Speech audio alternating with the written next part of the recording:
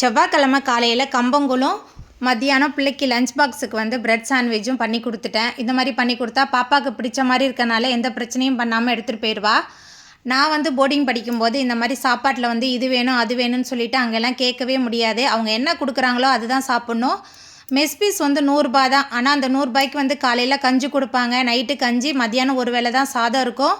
அந்த கஞ்சியில் சில நேரத்துலலாம் புழுலாம் இருக்கும், அதெல்லாம் எடுத்து போட்டு தான் சாப்பிட்டாகணும். என் சாப்பாட்டில் புழு இருக்குது, நான் போய் கொட்ட போகிறேன் அப்படின்னு சொன்னோமா உரிச்சு எடுத்துருவாங்க வார்டன். நான் அதனால் பயந்துக்கிட்டு நாங்கள் எடுத்து போட்டு தான் சாப்பிடுவோம்.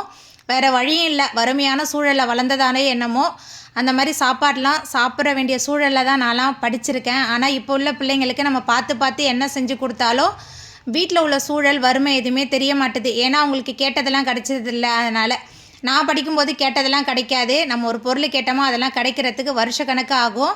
இந்த மாதிரி சூழலில் நீங்கள் வளர்ந்துருக்கீங்களா அப்படின்னு சொல்லிட்டு சொல்லுங்கள்.